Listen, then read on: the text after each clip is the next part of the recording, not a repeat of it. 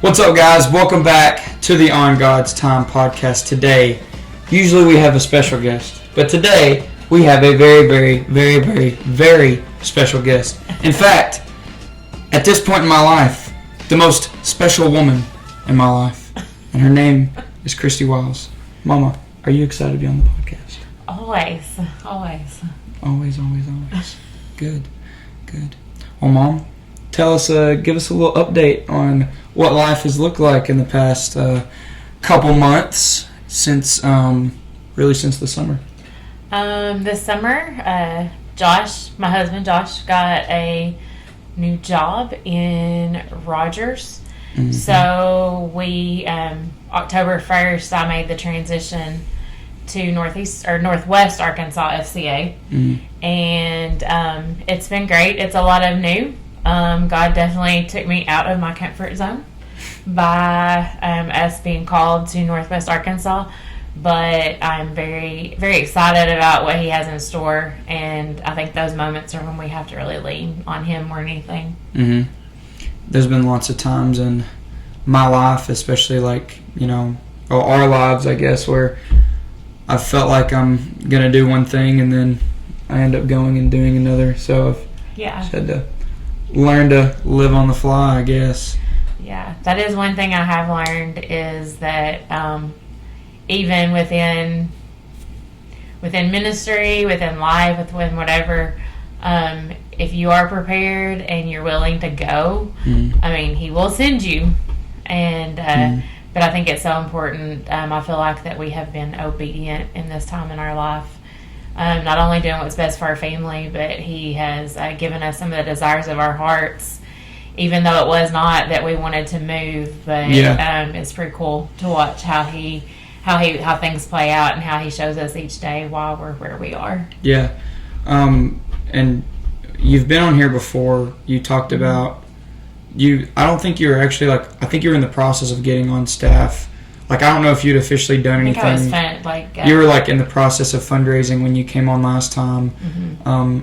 So tell me now, if you guys don't know, my mom works for FCA, and now that our family has moved to the Pea Ridge area, she works around Northwest Arkansas.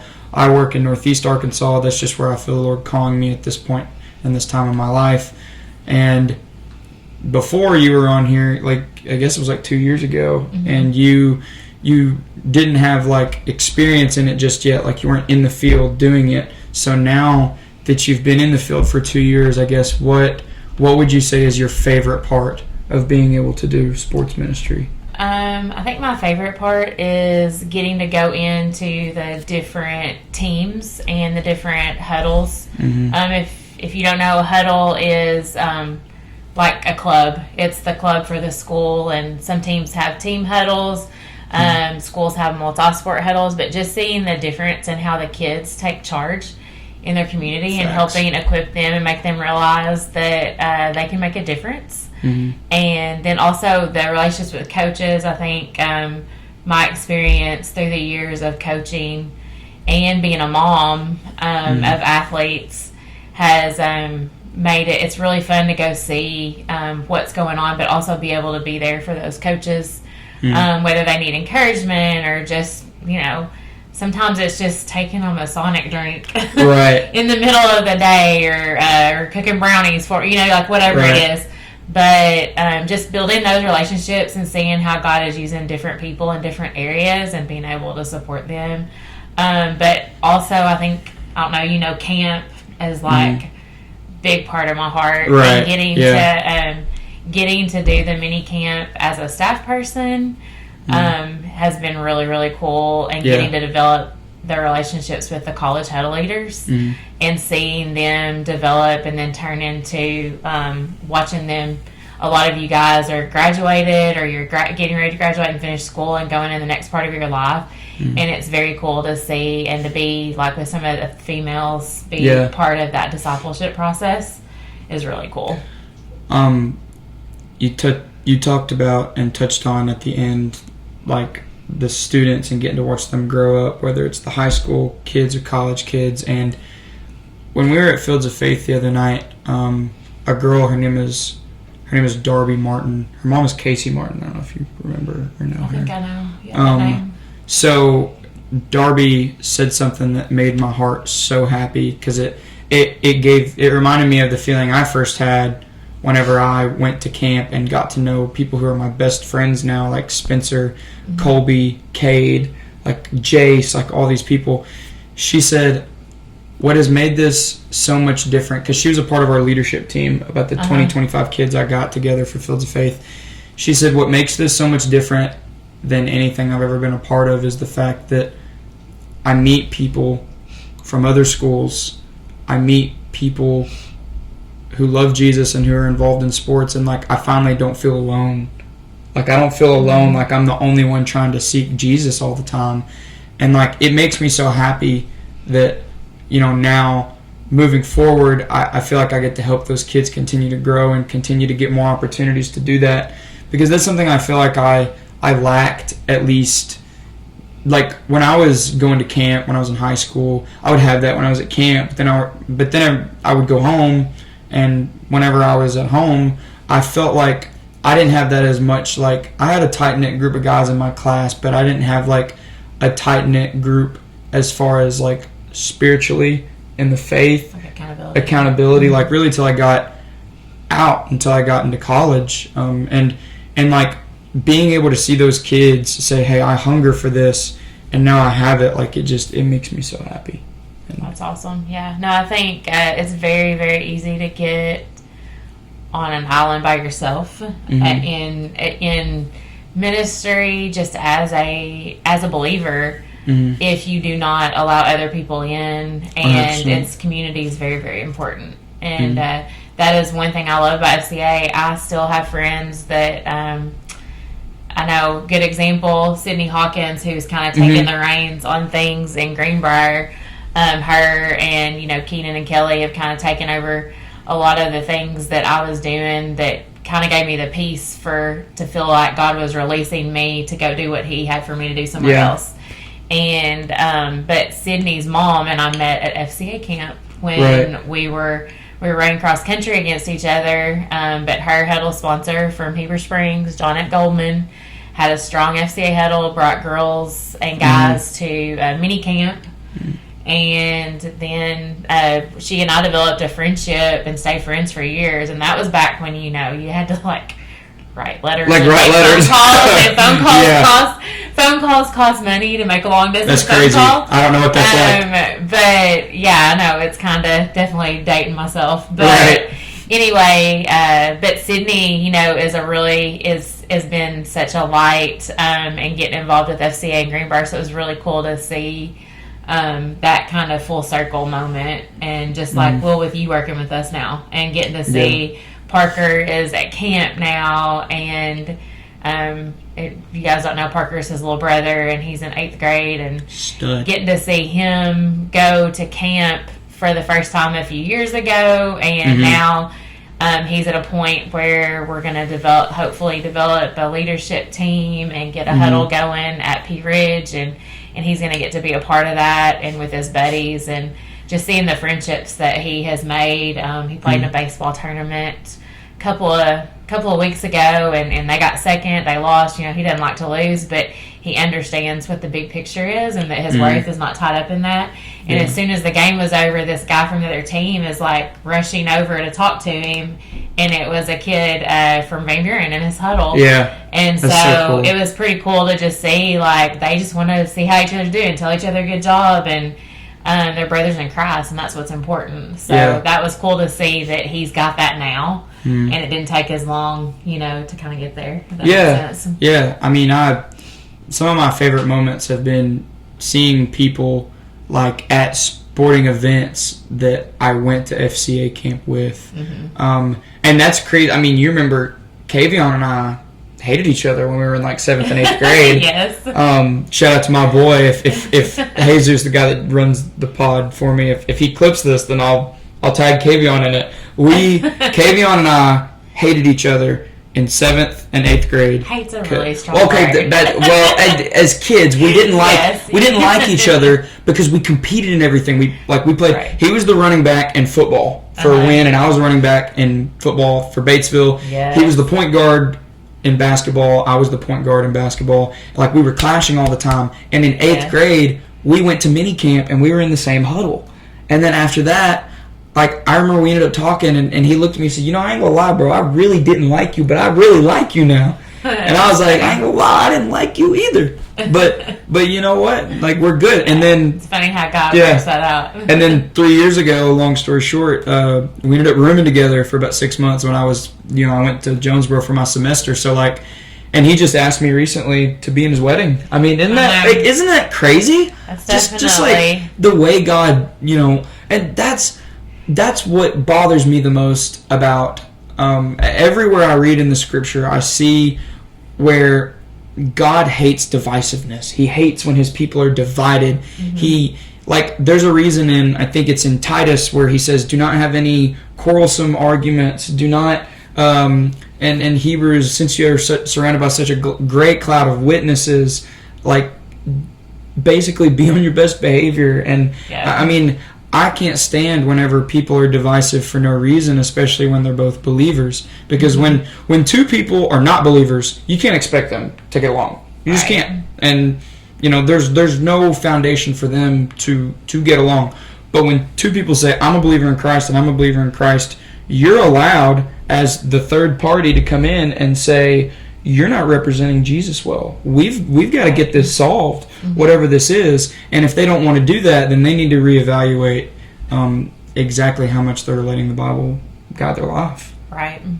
And that's tough. But FCA has bridged so many gaps for me. It's helped because, like, the way I like to describe it is, and I think it was Eric or Micah said this a while back. They said we have one of the best discipleship building systems in the world as far as, like, putting kids in a huddle. Like, it's so good. I mean, because, like, my favorite part about doing the student leadership that I've been able to do so far, just being part-time, barely working, is, like, we have a student leadership team at each school. Like, I described it to some kids this way. Like, if I say, okay, guys, Caleb's going to come in and I'm going to, you know, we're going to do a lesson from 1 Timothy, then they're going to go, okay, cool. But if I say, hey, Braden, like Braden Simpson from Southside, I say, hey, Braden, you're leading and you're going to do the lesson from 1 Timothy. Don't you think he's a little more likely to go read it and to actually go study it? Yeah. And so you put kids in a position where they have to lead so that they're the ones doing it themselves. Yeah. And that was one thing I know we talked about, but advice that I have, like, for young staff. Or for just young, like, I'm a fairly still new staff, like, I'm just going into my 3rd year, but definitely have had experiences with FCA really ever since I was born. Like, I don't remember not being a part of FCA, which is very, very special. Same. Yeah. And so that is very cool, but I think my advice would be to young staff people and even coaches or people, volunteers, just don't be scared to allow the kids to lead, because that's what we're equipping them to be able to go out and be disciples that make disciples. Yes. And so, but they can't do that if they aren't ever given any, way to make a decision. You know, that's one thing I love. My favorite thing to do, I went to a huddle at Elmwood Middle School, and kind of cool story, side note, you know, I go up to Northwest Arkansas, I'm thinking, I don't know, if I could go anywhere, we could have, would have been called anywhere else in the state, like, I would have known a ton of coaches and teachers and business people and all this, and I'm honestly was scared to death to make this change, but it was, like, so obvious that that's what God was telling us to do. I was scared not to. And so I get there, and the first person I find out, one of the schools I'm going to cover is Rogers High School, and Will Worthy. Yeah, Will's been on the podcast. The new sponsor, yeah. So So, that, like, was kind of like I feel like that was like a God wink. Like, okay, you're not going to be completely alone. Right. And I knew the staff people up there, and I love them. Becky, Jeb, Jamie, at Auburn, all these people. And so, I mean, it was good, but it was out of my comfort zone. Well, then I find out Elmwood Middle School is one of Rogers' middle schools. They have, like, great FCA already going with this really awesome coach. His name's Coach Smith. Find out that my teammate from Batesville High School, or junior high and high school, Molly Higginbottom, it's Molly Davis now. She is Izzy's aunt. Izzy's aunt is the principal at Elmwood. And so she introduced me to the huddle sponsor and leadership, but she went to mini camp. Like, she was very involved. She came to our house every Wednesday night for FCA in junior high and high school. And it was just very cool to make that connection and to see her, as a principal, like, just to see her making a difference with her students and interacting. But anyway, that's just long story short.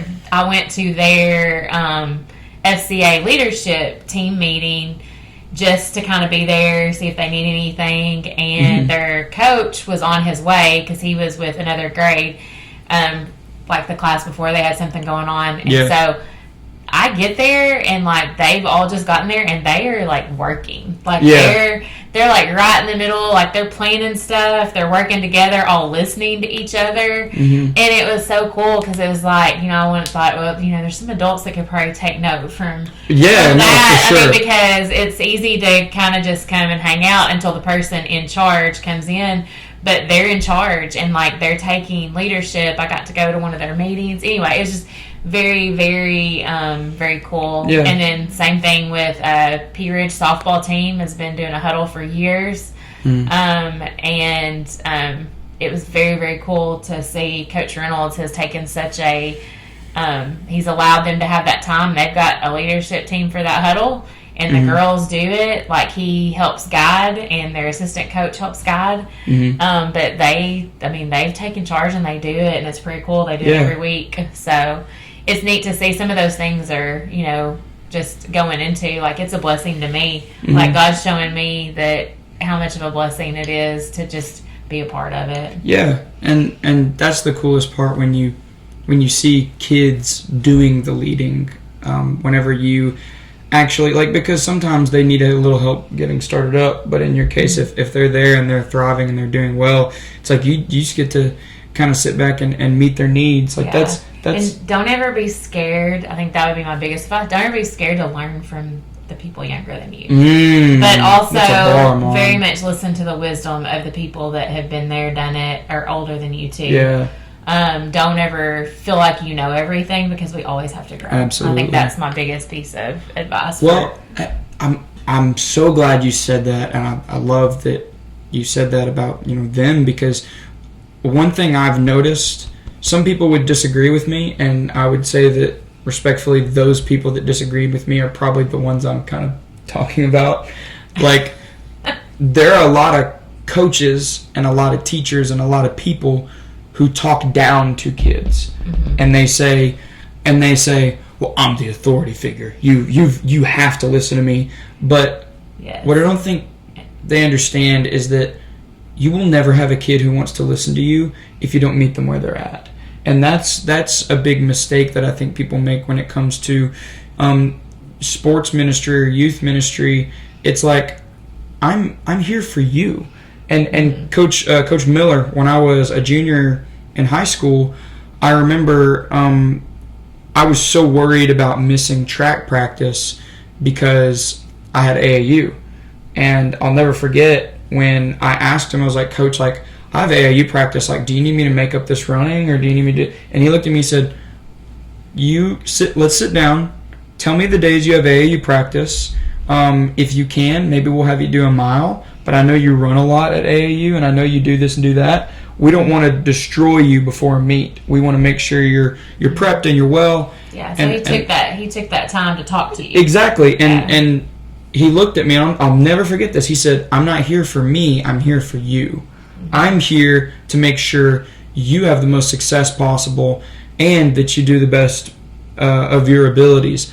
I'm not here to be a tyrant and make you do 80,000 workouts, and then you go to AAU and you want to play college basketball, and all of a sudden you don't look good because you're exhausted, or vice versa. You're at a track meet and you're burnt out. Like, no, like, we're going to work you hard, but at the end of the day, I'm working around your wants and goals because I want you to be the best version of yourself. And that hit me so different. He wasn't talking at me, he was talking to me. He was communicating with me. And that's when I coach my kids in AAU, I almost always get on a knee or I get down where they're sitting on the bench so they can see me. Because if they're having to do this and I'm pointing the finger at them and being hateful at them, and they were using looking down at me. Oh, okay. I get what you're saying. Sorry. I always loved it when I had girls way taller. But I like to say, I've been saying this a lot lately, and you can, maybe you disagree because you coached at one point. I think when it comes to coaching, at least with this generation of kids, because they're they are a little more sensitive than generations past, because it's just how it is. You just look at the way kids act and the way things are. Mainly, I think, because of social media. I think that it should be strictly 50% encouragement, 50% criticism. That's just my opinion. It's like, if you chew a kid up and down, you got to love them before they leave. Because if you love them and you have a relationship with them, they know you're not being critical of them. They know that you just want the best for them. And I think it's the same with ministry to a degree. Like because I say this, if you're just ridiculously overly encouraging and you never correct in a loving way, they're going to think that they can run over you, and all of a sudden you're not an authoritative figure or a mentor figure. You're one of their buddies. And I think they need to remember that that's not true. I am your friend, but I'm big brother. I'm not like gonna go out and, if you go out and party, like I'm not going to go out and party with you. I'm going to say, hey, listen, why are you doing that? But then if you're overly critical of them, then they are never going to want to be around you, because they're like, he's just out to get me. Yeah, there's a fine line. And I think there's a fine line. Like you want to give the truth and love. Yes, you have to give the truth and love. And it's like, that's why I think it's for me at least, in my experience with kids, it's a really big 50-50 split. It's like, and every kid is different too. Yeah, that's one thing I learned. But that's why it's so important to develop those relationships and get to know the kids. Yeah. So that some kids need one thing more than another. Some kids, they're having an off day, and you might need to ask them, not in front of everybody, but something's not right. Right. And you take the time to just say, hey, you know what's going on? If there's I can tell, it's you. You're not yourself. Yeah. And just take the time to check on them. Sometimes they may want to talk, sometimes they may not. But just recognizing that it may not have anything to do with practice. It may not have anything to do with you. It's not personal. That kids, are dealing with sometimes other things way bigger than what we would think of. And I'll use a real example. I won't say the kid's name, but we were in AAU practice probably back in like May, and this is a kid who's high energy, a good athlete, very good young man, very respectful, and he always talks, he always has a good attitude, but this day in practice he would not say a word, and he was kind of dribbling lazy, and he was kind of practicing, and I'm like, I know his character, so I said, hey, what's wrong? And he just looked at me and said, nothing, I'm fine. And sorry, please don't get mad at me. I said, no, don't be a girl. Like, we talk about it, okay? Whatever it is, like, what's wrong? I'm not going to be mad at you, okay? And he said, I'll tell you in a little bit. And I was like, and he's like 13. I'm like, okay. He comes to me later and he tells me like he's going through girl problems basically. Like, and he starts telling me specifically like what happened with a girl. And so but I knew he's not acting like himself. What's wrong? But if I just said, buddy, if you don't get blah, blah, blah. And I just started like screaming at him. Like, that's not how he learns best. He's not the type of kid I have to scream at to get their attention. He gives me his attention anyway. And that's an instance where if I just yelled at him, he also feels like he can't talk to me because he's just like, oh. And I think a lot of times it does depend on the relationship there. Kids, like, once they get to know you and they know you love them, like, they don't take offense when you're getting after them. Yes. And I think, and because one thing I know when I coached 7th grade, that was like the entry to the program. Right. And so I would explain to them, say, listen, I could let you do something wrong over and over again, and then your muscle memory is going to not do it correctly. But if I correct you now, I said, I'm helping you get better because I know that you have the potential to be better. And I'm like, would I be a very good coach if I just let you do it wrong all the time? Right. And they're like, oh, no. And it was like the light bulb goes off. And they think, oh, she's not yelling at me. She's not getting on to me. She is helping me become better. And I think, too, even spiritually, in our walk with Christ and teaching younger kids, just learning how to have those conversations, and that they know that you care about them is a big deal. Yeah. And sometimes they're not going to like what you have to say to them. And that's okay because sometimes they're not ready to receive it, and you just have to be very prayerful about it, I think. So. I agree.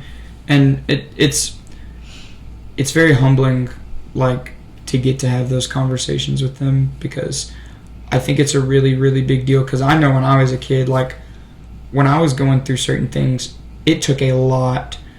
Like, I know I was always, like, very extroverted, very out there and all that, but, like, it took a lot for me to tell someone what I was really going through.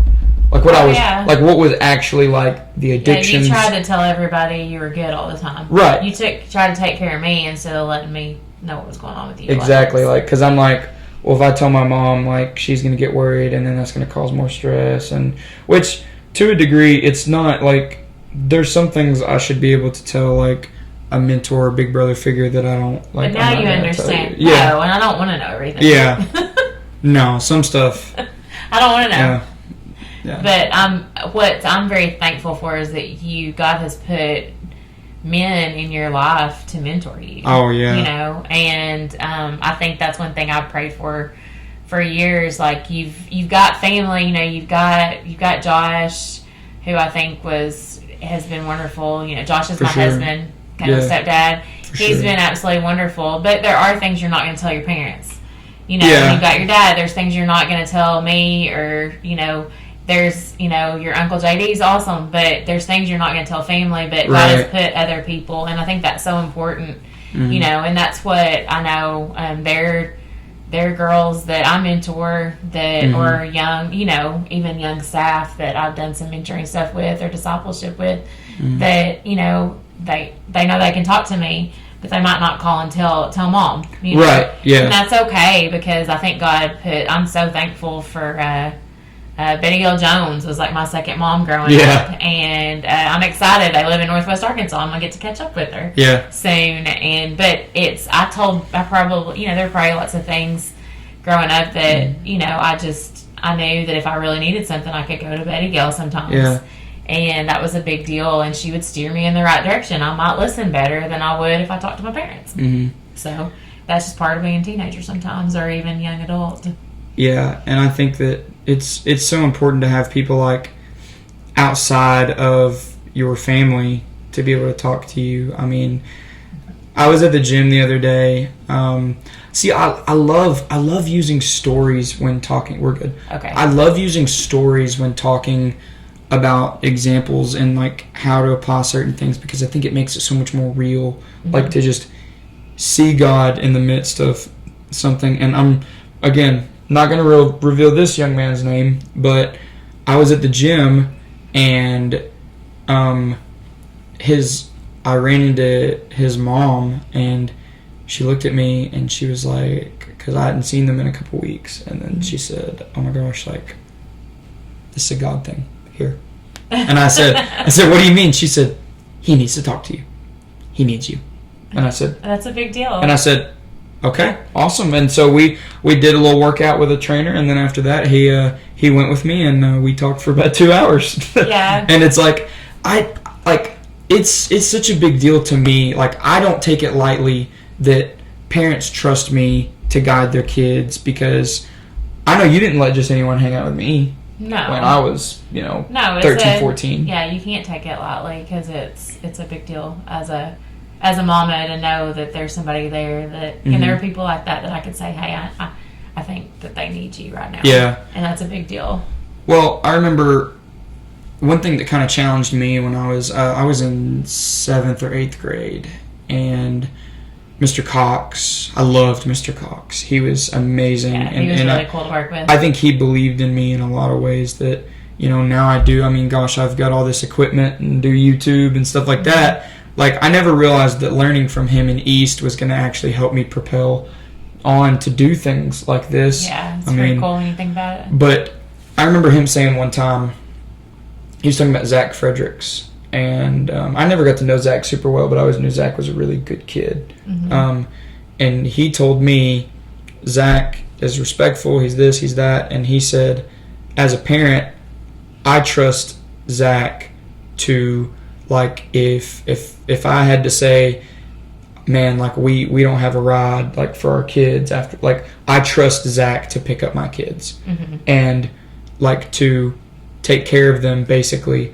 And he said, he was like talking about us, and he said, do you want to be somebody who parents trust you whenever it comes to being around their kids and being a good example for them? Are you going to be the type, are you going to let a cuss word slip around them? Are you going to talk about disrespecting women around them? Are you going to talk about getting drunk around them? Because ultimately, like, if you just live your life in a good, godly way, and you're always trying to honor God, that's just who you're going to be. Like, you're not going to have to fake it when you get around kids. Like, a big mistake I see that people make is, like, they want to be a good example for kids. They want to talk to them and be there for them, but they're living a double life. Like Willie talked about at Fields of Faith. Like, they're, you can't say, hey, you can't have a kid wearing your jersey at a game wanting to be you, but then the next night you contradict everything that you tell them to do.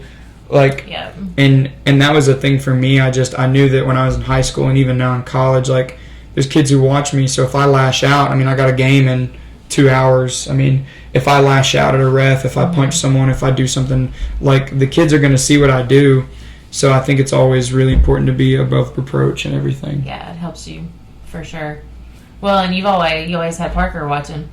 Oh yeah, I can get away with nothing. I think that he's learned a lot of what to do sometimes at home, what not to. I mean, different things because of having the older brothers and. Well, there was one time. I'm not trying to interrupt you. No, you're good. There's one time I remember in the last, like, 6 months. I can't remember what it was, but he said, "Mom, can you do whatever for me?" I can't remember what it was. And I was there, and I looked at him and said, "Boy, get your butt up and do it yourself. Your mama's been at work all day, blah, blah, blah." I was like, "Boy, get up and do that." And he said, "Okay." He got up and did it. Yeah, he's pretty self-sufficient. He is, But, just like you used to ask me the same thing, I was like, get it yourself. Yeah. I mean, most of the time. You gotta take, like, you gotta have balance. Yes. Like, you can't expect to be served all the time like a dang king. No, that's what And a real king serves others. That is true. Jesus. That is true. Yeah. But I feel like I've seen him learn from you guys to do that. He's a little protective of me because y'all always have been, so. Oh, man. If someone tried to hurt my mom, it's over. It's over. Oh, goodness. All right. They don't even so we're about finished, right? Yeah. Well, guys, thanks for listening. Glad me and Mom got to just catch up a little bit. I don't get to see her as much as I'd like, but when I do, it makes my heart very happy. Yes, so. I'm glad I got to spend some time with you. So. Yes, ma'am. Yeah, thanks for having me. Of course. All right. See you guys later. Bye.